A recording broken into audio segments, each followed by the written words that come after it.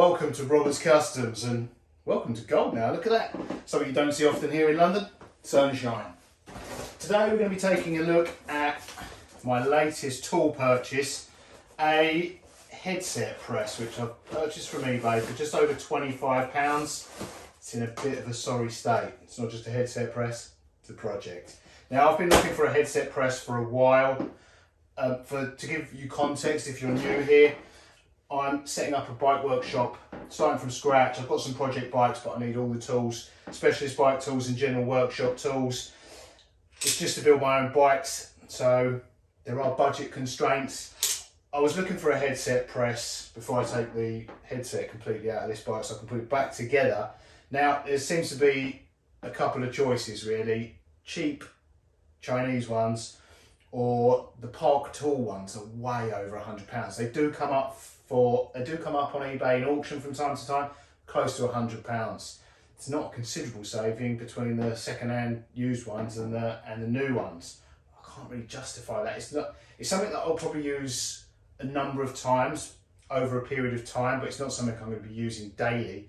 It's going to get infrequent use, but I've got a few project bikes to do, so I didn't want to get a cheap Chinese one, but I couldn't justify spending the money on a Park Tools one. I saw these cyclist ones are about £40, £50. I found this one for 25. So I've got it, but yeah, it needs, the handle's damaged, the cover of the handle's damaged and it's bent. I'm not sure if there's anything we can do about that, but it definitely needs cleaning up. So yeah, we'll do a little restoration and clean up job on it, and hopefully it'll do the job. First of all, let's clean this up.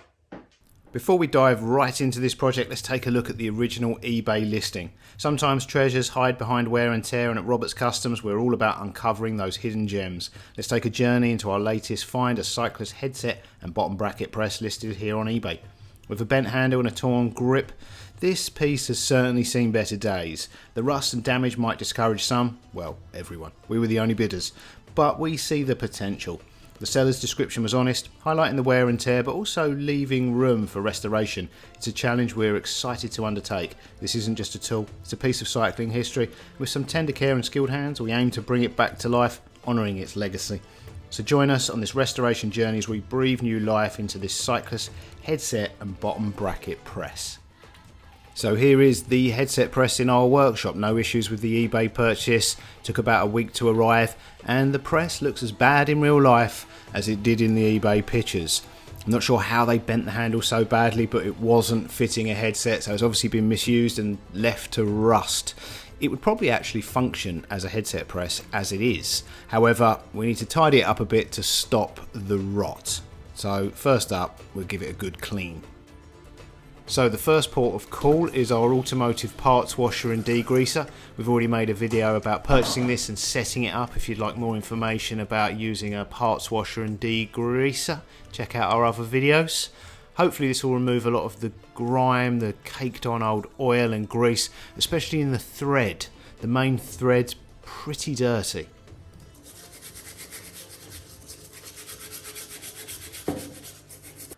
Okay, our headset press is now degreased. I degreased it yesterday and then dried it off reasonably well with paper towels.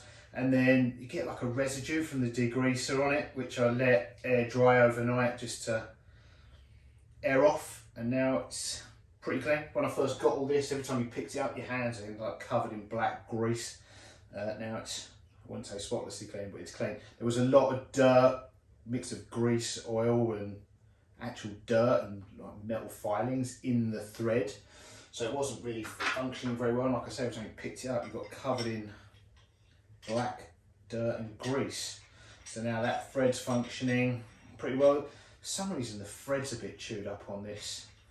I don't know what the previous owners were doing with this, but it wasn't fitting headsets to bikes, that's for sure. They've managed to bend the top handle impressively, because that's solid steel.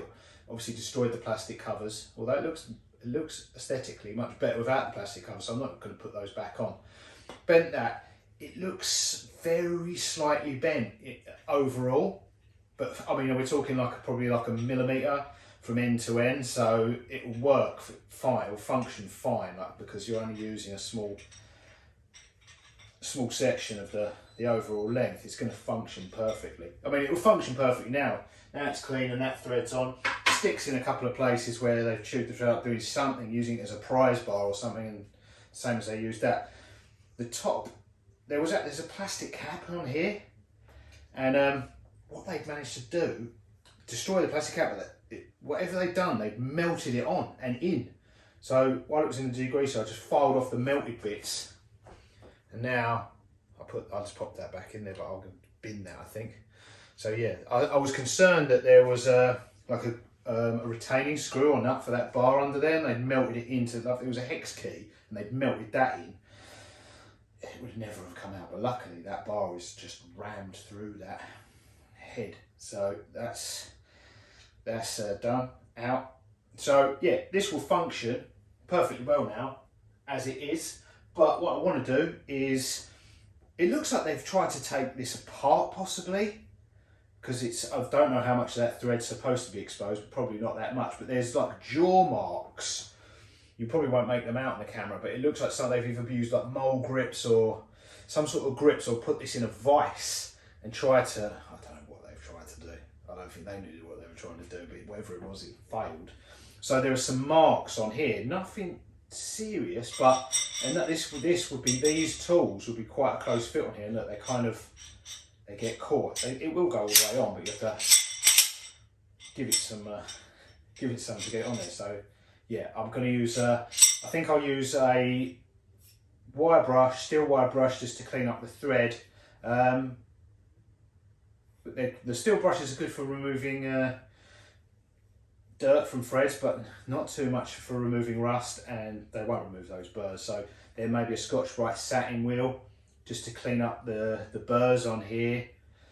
They're quite abrasive, and we'll get the surface rust off the top of it, the top of this satin wheel will get that off, and then clean up the tooling, get the surface rust off these, and then it'd be good to use. I mean, I could straighten out the handle for aesthetic purposes. I think it looks kind of cool. I could put it in a vise and straighten it out, but it'll probably never be perfectly straight. That's quite thick steel. Oh, plus I need to make vice jaws, which is another project for my vice. So there's no point in putting it in vice now, because yeah, I'll straighten it, but I'll also put teeth marks in the handle, the same as they put teeth marks in the main body. So right, let's get this on the polishing motor, clean it up, and then it'll be good to go.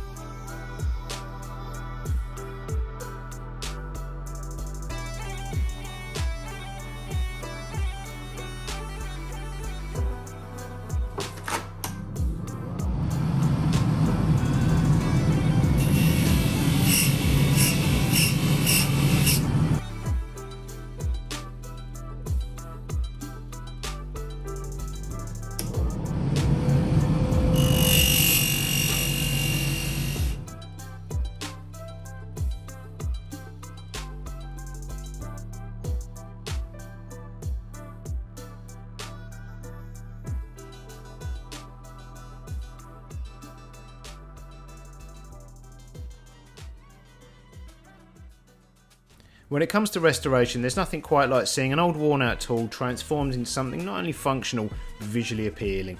Here at Roberts Customs, that's exactly what we strive to achieve. Our cyclist headset press came to us with surface rust burrs, a bent handle and all the signs of a well-used tool, but we saw beyond the blemishes and saw potential. Using our polishing motor equipped with a variety of brushes, we carefully removed layers of rust and smoothed out the edges. It's a delicate process, a dance between tool and craftsman. The results? An incredible transformation. The surface rust has vanished, leaving behind a smooth and reflective finish. We've successfully removed the burrs created by the previous owners, and now it's not only functional but looks pretty cool too. Though it still has a bent handle and shows signs of wear, it's a vast improvement. It's a testament to what skilled hands and a little patience can achieve. At Roberts Customs we believe in honouring the legacy of tools like this. By restoring them we're not only preserving a piece of history but giving new life to them. Join us in celebrating the art of restoration. Subscribe, like and share if you're inspired by this transformation, and stay tuned for more exciting projects. So we found a burr on the thread of the bottom nut. We've removed the burr. Now we finally reassembled the press.